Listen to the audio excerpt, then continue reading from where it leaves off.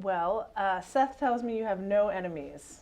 He wants to know your secret. I got a few on the left, but I do communicate. I do have friends on the other side. He said even Nancy Pelosi, apparently. Yes. Yeah, yeah.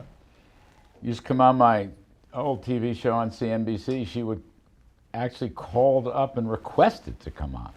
Can you imagine that? And when I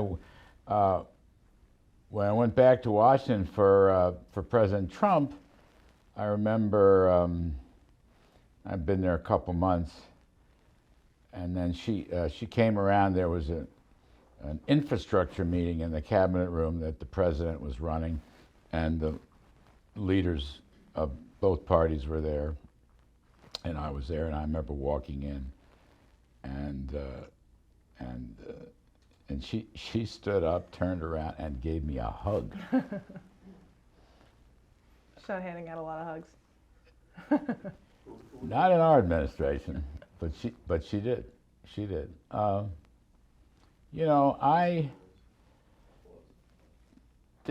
politics and policy is very, very important.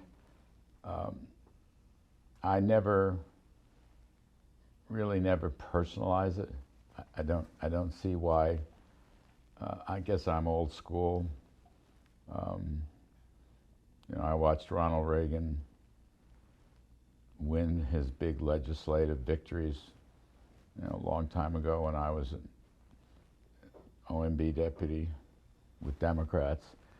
In those days, Washington was a much more collegial place anyway. It's gotten, you know, more poisonous lately. But I was one of my really good pals is on Biden's Council of Economic Advisors. Who's that? Jared Bernstein. Okay, and he's an absolute sweetheart. He's a wonderful person, and he was a regular on my old CNBC show. And a very smart guy. He's wrong on everything, but he's a very smart guy. And he's just a lovely guy. So I was on Laura Ingraham one night, and Jared had given an interview to somebody, and it didn't come out too well. So she was attacking him, and then tosses to me. And I started by saying, well, Jared is a friend of mine.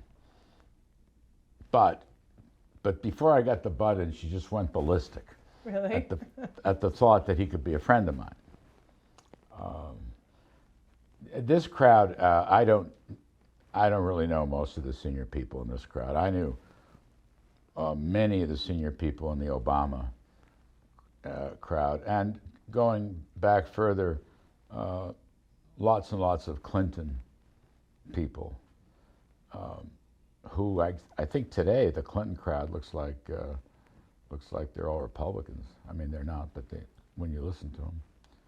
But I don't personalize it. I just don't see the point. I never have. I hope I never do. Nice. Change of pace. No, even Biden. We were just talking. This is not the Joe. I've known Joe Biden a long, long time. And as we were talking about before, I used to have him on my old CNBC whenever he ran for president, you know, so he was on the show a lot. But he was a charming, humorous guy. He didn't know anything, and he was always wrong, but he was just a great interview. Lots of good jokes and stuff. I have not talked to him in at least a dozen years, but this is not the Joe Biden that I knew. I would just say that. Who is driving economic policy in the White House these days? Well, I think my successor at the NEC, the National Economic Council, is a chap named Brian Deese. I don't know Deese.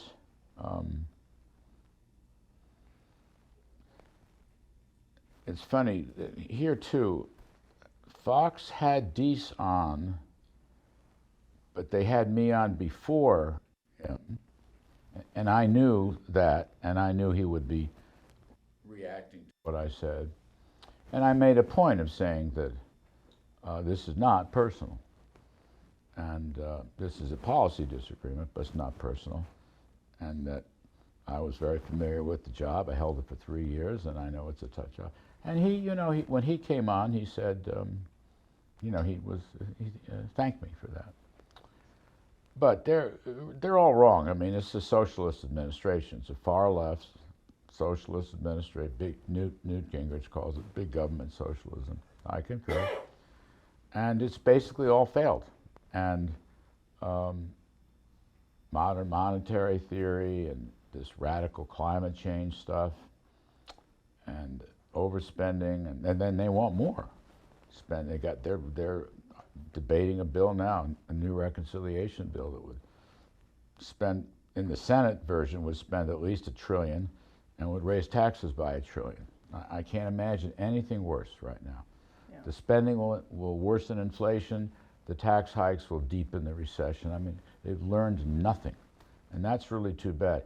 Bill Clinton, who, started out as a conservative Southern Democrat governor, went to the White House and governed as a big liberal the first couple years, got his butt kicked in the midterms, and then, reset. Because he's a good politician. Good politicians reset. Something's not, shouldn't be afraid of it. I think the public likes that. This crowd, they don't listen, they don't reset, they don't acknowledge, they don't know how to defend. We had, this afternoon, I was on FNC with two great friends of mine, Sandra Smith and Bill Hemmer, two terrific news broadcasters, and they had a clip of Mark Penn was interviewed. Penn is a very, very good, a Democratic pollster.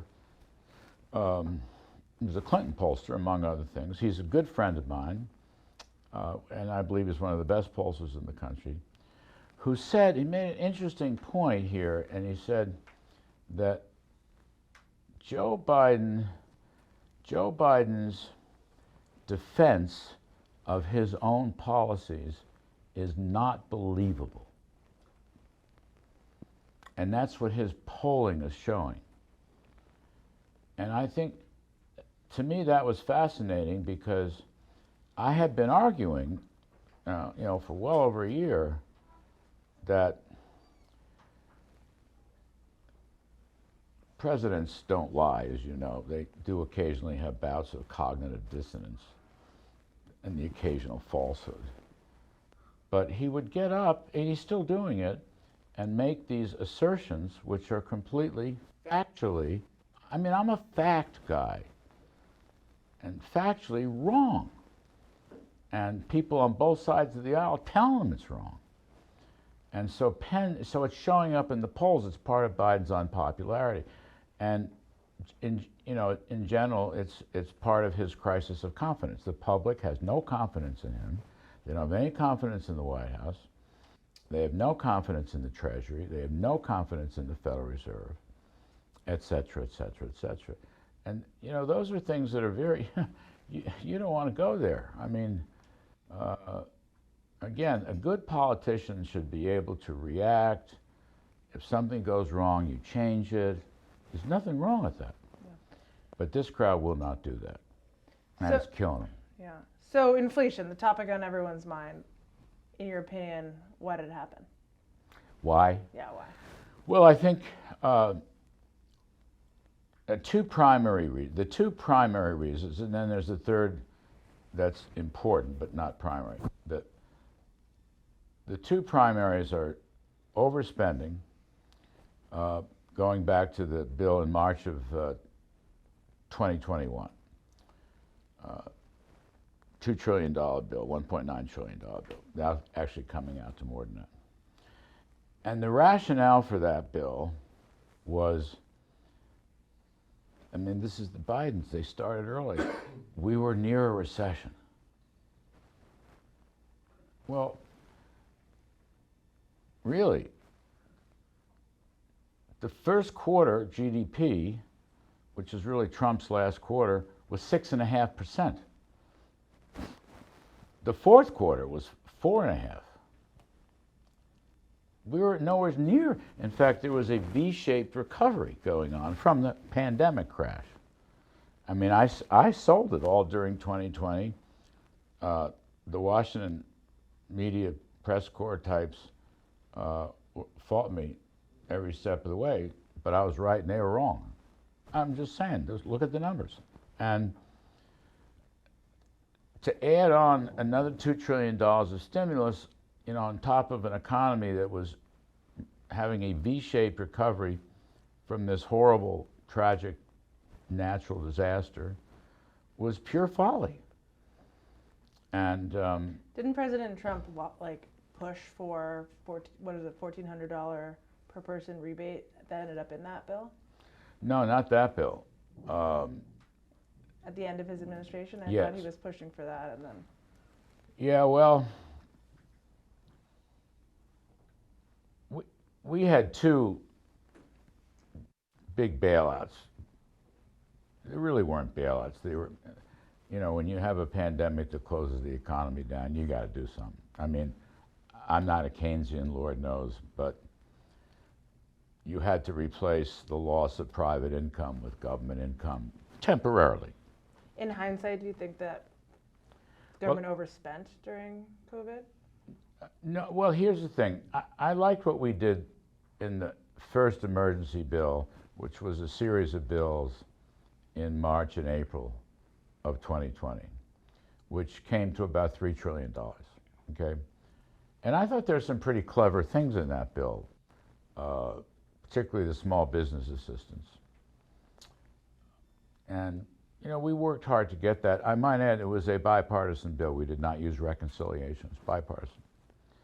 The second bill at the end, which was about $900 billion, you're right. Trump wanted more checks. Mnuchin, Treasury Secretary Steve Mnuchin, is a very good friend. He and I didn't want more checks, and we didn't want another bill because the economy was coming back. Yeah. But okay, so we did that. I don't think it had a major impact one way or the other, But what you didn't need, the $2 trillion in the spring of 21, and you saw that, Democratic economists, Clinton, Obama's, Larry Summers, Jason Furman, smart guys, honest guys. You don't always agree, but they rang the warning bell as fast as conservative economists did. So that was a big mistake. They also snuck in with Republican support later in 21, I don't remember exactly when it passed, but this infrastructure bill for roughly $1 trillion. Now that's spread out over 10 years, and most of it wasn't infrastructure, it was Green New Deal. But I wouldn't have done it. It wasn't helpful. The second part, which is really part and parcel of the first part, was the Federal Reserve. So the way this, if you think of it analytically, the federal government is spending, and it's paying for it with deficits, right? Deficit finance. And the Federal Reserve bought about 65% of those deficits, those bonds. And only the Fed can create money, and they did. Long past the emergency, and they kept buying. So, depending their balance sheet, the monetary base, M2, all the same story. Commodity prices were soaring. There were, inflation indicators, leading indicators.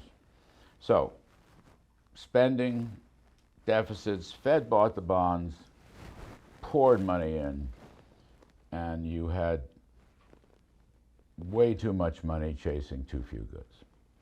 Now, the indirect is the energy mistake. So Biden basically shut down the fossil fuel business. He campaigned on it. You know, he was in the White House an hour and took out the Keystone XL pipeline, which we had given an okay to. Shut down Alaska. And did everything they could, you know, what they call a whole of government, to make sure every relevant agency, EPA, Energy, Interior, Transportation, no permits, no building, especially fossils. So no drilling, no fracking, no pipelining, no refineries. And that was a real big mistake. Now, some people will... Does that actually drive inflation or just add to the pain that people are feeling? You know, I would say more the latter. Again, from basic economics, when you're looking at macro stuff, you have to look at government spending and Federal Reserve money printing. So you're quite right. But in this case, he contributed mightily to it. And I think it was a huge mistake. I think their whole... I'm not a climate denier, but I do not see evidence empirically that we're in some kind of immediate existential climate threat. We're just not. I mean, even the UN reports, you can, you know, people cherry pick paragraphs, but the reality, they said we're basically fine for the next 100 years. Maybe we might lose a half of 1% of GDP in the next 100 years. And all these even that, you know, those forecasts are subject to. So what, in hindsight, should the Federal Reserve have done differently? I want to add, though, the trouble with the energy, is it plays such a big role. Now, the fracking revolution occurred during the Obama years, and he was a big climate guy, but the Republican Congress stopped him from any legislation, and he just kind of wound up looking the other way, which was interesting. The Trump years, we opened the spigots, gave them a vote of confidence, we said, go. And, you know, if we weren't energy independent, we were energy dominant, and became the #1 oil producer in the world. We got it up to 13.1 million barrels a day. So my point here is that the jihad against fossil fuels is not just about fossil fuels. Energy is so important. It's about plastics, it's about fertilizer. Almost everything we do, seriously, has someplace along the way oil. And fossils comprise 80% of our power. Renewables, depending on how you count it, I might give you 6% max, and even now I'm not sure. And it's not sustainable, because if the wind doesn't blow and the sun, I mean, you've heard all this stuff. So that was a big mistake. And the other thing is, energy cuts both ways. So you have the producers. We didn't, you know, when I was a kid working on Wall Street in the 1970s, we had the oil shocks from Saudi Arabia and so forth. That was very bad for consumers, users of oil, because prices went way up, and it did contribute to inflation. But we didn't have to worry about producers. Nowadays, high oil prices, because we weren't a producing country, we were like 5 million barrels a day. Now, we are a producing country, big time. So, you know, oil prices go up, it's good for the producers and bad for the consumers. what's happened here is that oil prices went up, but the supply didn't. Worst of all worlds. So, for example, pre-pandemic, we were doing, I think, 13.1 million barrels a day. Even today, so we're several years now, we're still about 1 million barrels a day below what we were doing pre-pandemic. So we're short.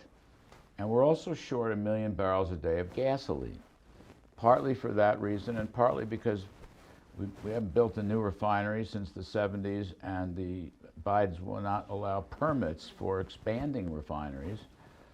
So they're at full capacity, I don't know, 95, 96%. There's nothing, they can't do anymore. So what you got is the worst of all worlds. High prices, killing consumers, real wages are falling, okay? But they're not putting more supplies on the market, even though market conditions are very favorable. Why? Because the president said, we're going to end fossil fuels. They might as well, a good friend of mine runs Chevron, and I said, you ought to really, you may as well dissolve the company and just, call it a hedge fund or something. And I got a giggle out of him. But, so it's important.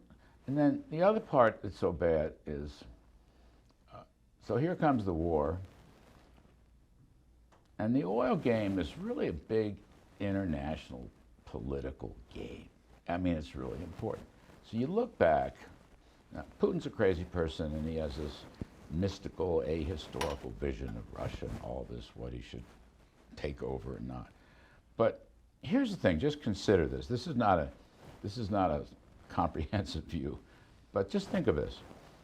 Oil gets to $150 a barrel in 2008. It's actually ramping up in 07 and 08 during W's last couple of years. Russia makes a fortune, right? Oil is that's their whole economy. And they take Georgia. Okay, then oil comes back down, but during the Obama years, 2013, 14, oil ramps back up to $100 a barrel, a little more than that. Like Crimea. That's correct. And then recently, I mean, oil prices didn't get to 125 until earlier this year, but from the day Biden was elected, they start ramping up.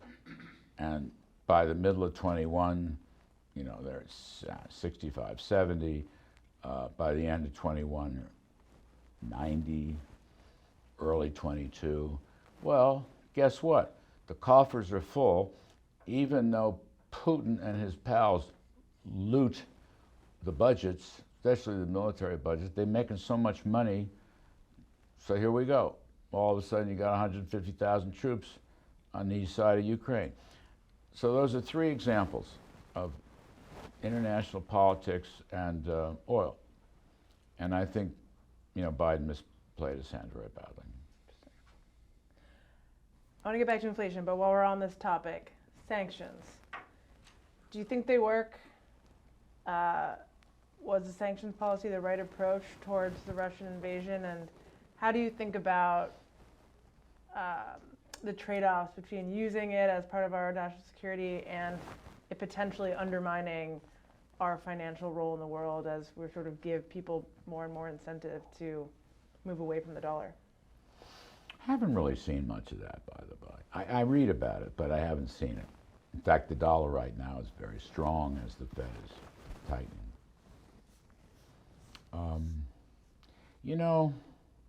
Sanctions will always be part of diplomacy, but it's overrated. Its effectiveness is overrated. And particularly in this case, you can walk through, if you give me a sec. My criticism of Biden's handling of this war is I call it, a dollar short and a day late, every step of the way. The most important thing we should have done at the turn of the year, January, late January, is give Zelensky, who loves America, the artillery and the surface-to-air missiles in the air. That's what we should have done. Would have been all. And now Biden gradually gets around to that, although still takes weeks and weeks and weeks for delivery that I don't understand. The president, my guy would just go over to the Pentagon and yell at them, and they'd get, send the long-range artillery system by FedEx and get it to him the next day. So I question all that. I don't understand it. The sanctions thing, so if you go back and remember, all during February, when did Russia actually invade? The week we launched. It was late. February 24th. Yeah, it was late February, right. So we had this diplomacy, quote unquote, and we kept threatening them with these horrible economic sanctions that was going to destroy their economy and their country. Well, that didn't work. Then we started imposing the sanctions after Russia did what everybody knew they were going to do, and that was invade. So, General Jack Keane is a friend and mentor of mine, okay? And he's not alone, but he's my guy. I mean, he said all during this period, before they invade, hit the sanctions. And then you could negotiate it out. You could say, okay, you want to change your view? Well, we didn't. Then they invade, and we were even late getting the sanctions together. We had to ramp it up over a month or 6 weeks. Hitting their central bank was the key thing. It took us 6, 7, 8 weeks to do that. And then Biden comes out and says, well, I told you so. Diplomacy doesn't work. Really? But that's what you were telling us all during this period. And Blinken. And this Jake Sullivan person who was selling Russiagate for Hillary in 2016. I don't know what he's doing in that job. Now, here's what's happened. We never did put sanctions on the oil financing banks in Russia. To this day, we still haven't covered all those banks. We did hit the central bank. Why didn't we? Well, I guess it depends who you talk to, but the general view was we didn't want to. No, let me put it differently. Biden and his group were intimidated by Putin and were worried about saber rattling and what Putin, Putin's going to drop a nuclear bomb. I mean, I still see that stuff around. That's all, he doesn't understand anything but force. I mean, look, besides my job as NEC, I sat in National Security Council for 3 years. I learned a thing or two. But just saying, they're still financing oil. Now, after the initial flurry of sanctions, and you had private brokers and distributors and insurance people, they pulled back. So Russia's oil production went from about 11 million barrels a day to 10 million, slightly less than 10 million barrels a day. So temporarily they were hurt. Now the price was helping them though, because it was way over 100. So now here's what's it's gotten worse. In the last month or so, Russia's now back to producing almost 11 million barrels. They're basically right at pre-war high production. And India and China are their biggest customers. And whatever they've lost in Europe, in the US, but we're not important in that game, has been more than made up by India and China. So I'll give you a stat. India, in early February, India was buying a grand total of 75,000 barrels a day from Russia. By mid-June, they're buying over 1 million barrels a day. And the data are sketchier for China, but we will find out. They're going to be doing, my guess is they'll be, another 500,000 or 600,000 barrels a day minimum. So they just broke the embargo. And we are all financing Putin's war machine. And the numbers are staggering.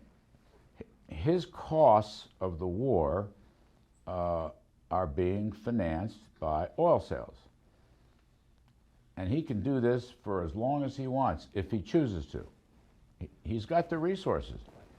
Yeah. I mean, he's a single crop, economy, basically. What did McCain said years ago? The Russian economy is like a broken down gas station. It's a gas station with nukes. Well, he didn't say about the nukes part. He just called it a broken down gas station, which I thought, for John McCain, who I loved personally, by the way, but was an economic illiterate, it was pretty good. I thought that one was pretty damn good. I love the guy, but he didn't know anything about the economy. He would always say that to me. Anyway, my point here is these sanctions, look, they've just, We've completely undercut them. I mean, and the weird thing is the strongest European currency is the ruble. Really? Yes. It's the euro that's plunging. It's the pound sterling that's plunging. It's the yen that's plunging. The two strongest currencies in the world today are the dollar and the ruble. And the ruble is principally a function of the recovery of their oil production. And they're making people pay them in rubles? Well, yes, in part. But the payments are not blocked. Now, the SWIFT system is an accounting system. It's not a payment system. But the SWIFT system has had some impact on the payment system, some. Not as much as, a lot of people confuse the two. They're different. But China doesn't, they don't care. And I'm sad to report India, which was a great ally of ours, is a great ally of ours. Both George W. Bush and Donald Trump really worked with India. I was in meetings with POTUS and Modi and so forth. But they've jumped ship on us on this. And they don't have to. So we punched holes through it, to answer your question. The long and the short is didn't do anything. Oh, interesting. Did you support the trade war with China? I did. And I support it as a free trader who opposed the steel and aluminum tariffs that President Trump brought. Art Laffer and I wrote an op-ed piece opposing them. Trump read it with great interest. One of the reasons I was so astonished that he asked me to come and take over NEC. With the help of Bob Lighthizer and Mnuchin, we all threw ourselves in front of the train. Trump wanted to start a trade war with Europe. We just threw ourselves in front of it. And instead of walking away from NAFTA, we all worked very hard to get a decent USMCA deal. And we also got smaller, but right direction trade deals with Brazil and India, South Korea. I'm leaving one out, but anyway. Do you support? But I absolutely. It's funny. It was a segment on our show tonight. I had spoken to to the president, I don't know, he called, no, I called him anyway a week ago, and I said, the Bidens are getting ready to take tariffs off, some or all, we don't know. I said, you need to put out statements and start hammering them. And he said he would, agreed. He loved it that I am pushing for the trade, because he knows I'm a free trader. But he didn't, and then I guess Tuesday, or Monday or Tuesday, I called Molly Matthews, his personal assistant, and said, Molly, he promised me he would put something out, and he hadn't done it. This was 2 or 3 in the afternoon. By 6 o'clock, he put it out. I said, I didn't get that kind of stuff when I was working in the government. I was really happy with that. So you think they should leave the tariffs on? Absolutely. And why do you support tariffs as a free trader? I'm going to elaborate on that. Because China has broken all the rules, okay? All of them. There's no level playing field. They, we let them in the WTO, and they proceeded to break all the rules. And still, to this day, are trying to, it's kind of like Joe Biden defending his policy. They're still saying, oh, we're an undeveloped country, so we get tariff concessions. You're not an undeveloped country, That game ran out 20 years ago. And leaving aside various obstacles to commodity purchases and things of that sort, the intellectual property theft, and even more insidious is the forced transfer of technology. If you've covered the beat, you know what. I helped run a task force at DoD trying to prevent the tech transfer issue to China from a defense perspective, but I spent a lot of time on these issues. Recently? Yeah, during the Trump administration. Right. So this was the thing that I worked with Bob Lighthizer at great length on this. These deals that American companies set up, whether they're domestic companies, civilian or military, these joint companies are owned by the Chinese. They have at least 51%, right? So you know that. So what does that mean? That means they can come in and say, I don't care who you are, Apple, or I don't care. We want to see your blueprint. And then they steal the technology. That is so bad. And what makes it even worse is the one thing that America has over the rest of the world is the most vibrant, innovative, advanced technology sector, okay? And they're still doing it. Now, the IP theft was a part of the phase 1 deal. And Lighthizer, who has been monitoring it more than me, he feels that they had set up some institutional changes. That have lasted? Well, see, that's an important question. And I don't know the answer. Bob is a very dear friend. He's the best trade guy, if you ask me. So he thinks there's some progress. Thinks. But there's no evidence of any progress on the forced transfer of technology. And what do you think will happen what will be the ramifications if they lift the tariffs, do you think? We will look weak, we will look stupid, and we will be helping them. Yeah. I don't want to help them right now. I don't know if I ever do, but I'm just saying, here they are breaking the, let's go through this. They're breaking the oil embargo on Russia, thereby prolonging the war.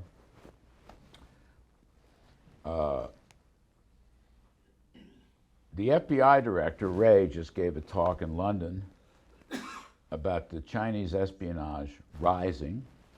Not just the spy game, but the economic and business game. Yeah. That's what they do. I mean, I want to throw TikTok out. We tried to sell it, and then we ran out of time. The clock ran out. TikTok is an instrumentality of the Chinese Communist Party. This is what it is. And they're gathering all this user data, right? Yeah. Throw them out. I don't want to help them. Human rights, blew up Hong Kong, I get that, Uyghurs. I mean, one of the things Biden did that I think was very bad was he did a 2-year moratorium on the solar panel tariffs, which, by the way, are made by, I'm told, the Uyghurs and concentration camps. Why did he do that? The other thing is, part of the intent of the Chinese tariff, the phase 1 deal, was to encourage onshoring.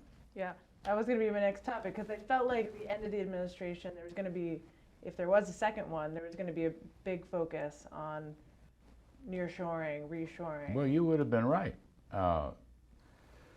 So we wanted to discourage expansions in China. And if you start lifting tariffs, I mean, I can't tell you everything there is to know. What I know is the trade lady is tough. She doesn't want to change. But the so-called economics people, Janet Yellen, who's disgraced her reputation, and some others, they want to lift it. They're saying it will reduce inflation. No, it won't. It has nothing to do with inflation. Nothing. I mean, we slapped on $365 billion of tariffs inside of 15 or 16 months, and the inflation rate, I don't think, ever exceeded 1.5%. Yeah. China needs the exports more than we need the imports. So we wanted to inflict some pain to bring them to the table, and you should keep the tariffs to keep the pressure on. Yeah. I don't want to release them. I want to keep, I don't know where this is going to lead, but I'm saying at the moment, they haven't met all the stipulations of the phase 1 deal.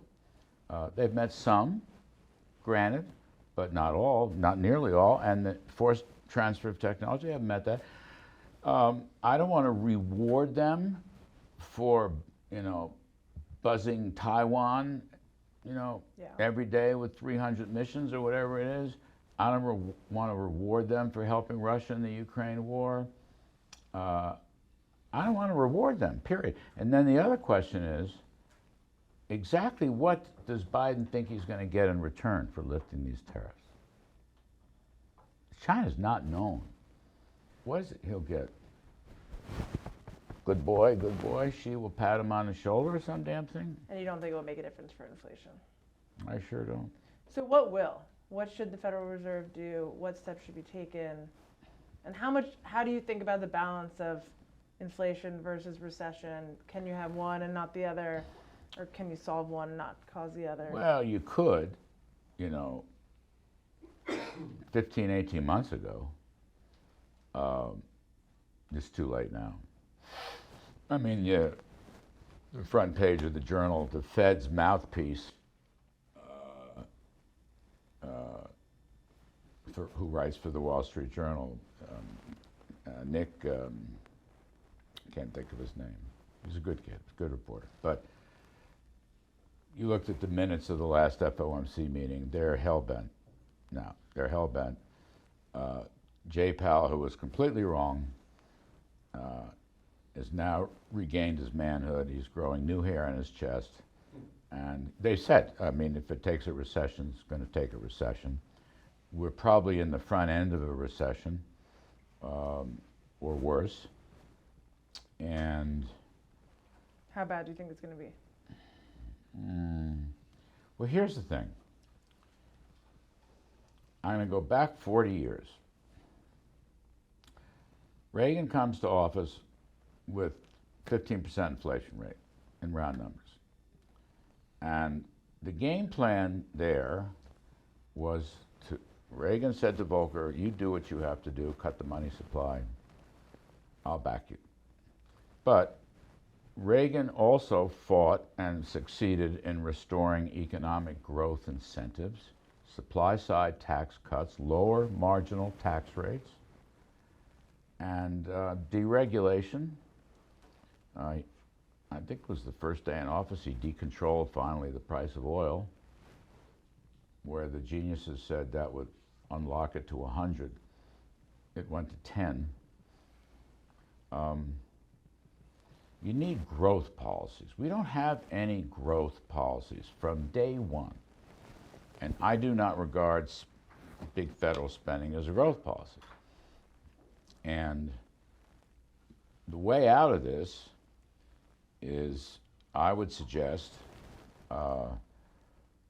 freeze domestic spending. And I mean, not Social Security and Medicare, but freeze the rest of it. Freeze it. Not defense. Domestic spending. Freeze it. They want to increase it by $1 trillion or more. That's point number one. Point number two, make the Trump tax cuts permanent. Give some certainty. Yeah, some of them are already expiring here. They will start expiring at the end of this year. The immediate full expensing of plant and equipment is one, which is very important. But the 21% rate is very important. That would be point number two. Point number three is go through another massive across-the-board deregulation. Energy being perhaps first and foremost, but everything. Business, they've regulated, they've thrown up all kinds of obstacles. Now, the Supreme Court decision, EPA? West Virginia EPA, was hugely important.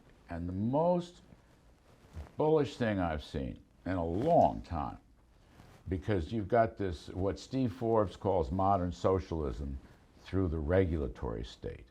It's not like Stalin bought the factories, nationalized factories. You don't have to they don't do that. They do it all by these unelected regulators. And I think the court and Justice Roberts, who's always been good on this stuff, I think it ended that. And so things, you know, now some of this crazy stuff like the EPA is they're putting out for comment a new ozone rule, which would basically take out the Permian Basin, which is 40% of our whole oil production. Can you imagine that? Now that is a economy-wide, I forget the phraseology, but that is a major development for which they have no statutory authority. Yeah. Or the SEC, which thinks it's become the Securities and Environmental Commission. Okay, it's not. It's the Securities and Exchange Commission. Okay, and they have no statutory authority to implement this new climate reporting rule, which by the way, nobody could possibly do this. So that's good. Not coming from the administration, it's coming from the court, and it should be able to nullify much of what the administration is doing. Certainly in radical climate change, but also you've got antitrust activity in the FTC, which is totally anti-business. The FCC is an issue with the return of net neutrality. They can stop that. I think you know, using OSHA and the Labor Department to mandate vaccinations, really. I had Gene Scalia on the show, former Labor Secretary and very smart lawyer. Now that one was ruled out almost as soon as it was ruled in, but that's the kind of stuff they're trying to pull off. So that's very good. But you need, you know, the Congress can defund, but you need a White House that's going to push for deregulation. So it seems like we're heading So into a recession. Hang on. Wait. Freeze domestic spending, make the Trump tax cuts permanent, right? Massive deregulation, and then let the Fed cut back on the money supply. And I think it's way too late to prevent recession, which could mitigate the decline in the economy, which would be good, give people some hope for the future. And that's my very simple program. Simple in the sense that Reagan used it in the crisis. I mean, one part of this that I feel is maybe a little bit underreported is in the last few years we've added trillions to national debt. Mm-hmm. You know, historically low interest rates are no longer going to be a thing, so the interest payments are going to go way up. I wrote speeches for the Deputy Secretary of Defense, Norquist, and one point he always made was, I liked him. he's great. I liked him. If interest rates rose by 1%, we would spend more on interest payments than we do on the military. And now, that's going to happen. And so how do we think I'm about... just trying to... So we're spending, what, $750 billion in round numbers? On military, yeah. A little less. So the net interest expense is... I don't remember the exact numbers, but he had done all the... I'm gonna... It's only 30 trillion, so it's only be $300 million. I think it's about three... billion. I think it's about... I'll circle back, but I have No, I full think it's faith in... It's about 350 billion. I'm guessing, but my guesses are always right. So I think, yeah, it's about 350 billion. But yes, you're going to pay. I don't think market rates are going to 20% or something like that. So it'll hurt. But believe me, that's the least of our problems. It feels like we spent a lot before we really needed to, and now we're not going to have... it's like the opposite. The Keynesian thing is when things are good, stop spending, save it for a rainy day, and but the trouble is nobody follows that. Keynes would be rolling over in his grave. Keynes didn't predict. This is all new. Yeah. This is modern monetary theory. Just spend at every juncture. Spend and print. Spend and print. That's what they said.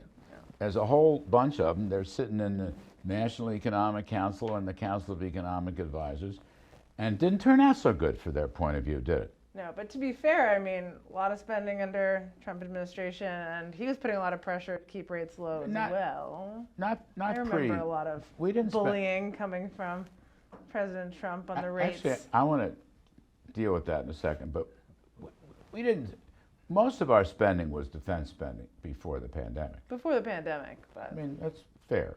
Didn't we spend more during the pandemic than on World War II or something crazy like that? But it ended. It wasn't permanent. Well, added trillions to the national debt in the meantime, right? Anyways, I want to open up to the group for questions. You could not do that. Again, I'm an anti-Keynesian, but you're sitting there and the roof caves in, and the whole country's shut down. You got to do something. You just have to. You just have to. But before that, we did spend. We didn't cut enough. I would accept that. We tried. We had it. Anyway. Before I open up to the group, can I ask you one last question? But wait, one point about the Fed. This is a sore spot of mine. Okay. Jay Powell started raising interest rates in 2018, and there was no justification for it. They started raising rates. Now, Yellen had raised rates when she was a smidge, but he raised rates 4 times, and the inflation rate never hit 2%. What you had was strong growth. At one point in mid-2018, the 4-quarter change in GDP was above 4% for the first time, without inflation. And the reason I'm sensitive to this is it shows you that low marginal tax rates, in this case predominantly on corporations, but also small businesses, increase incentives to work more and invest more. It's not, it expands the economy, improve productivity without inflation. This was our theory going back 45 years. Laffer and Mundell and the Wall Street Journal, myself and many others. This was our theory. And it worked under Reagan and it worked under Trump. You lower tax rates and you get more production and more work, and that is not inflationary.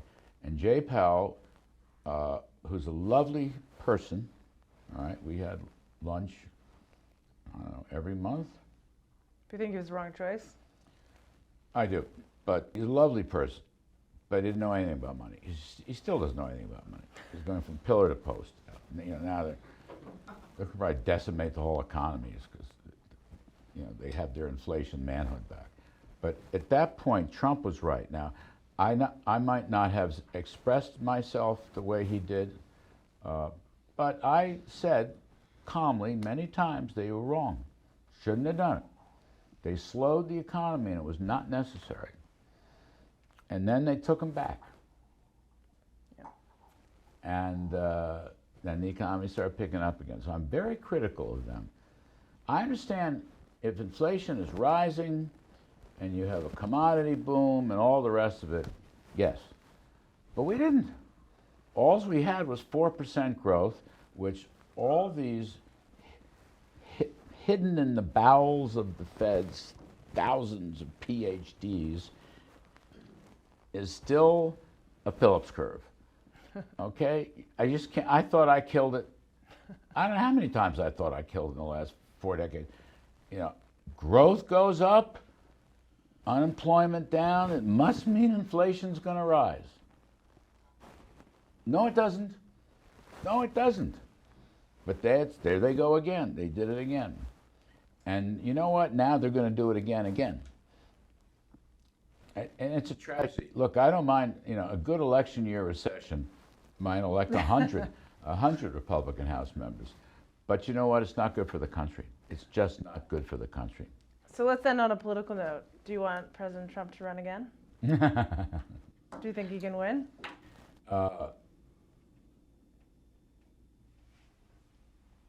I love the guy. I do. I'm very loyal to him. And I thought his policies were a spectacular success. Leave it at that. I'll leave it at that.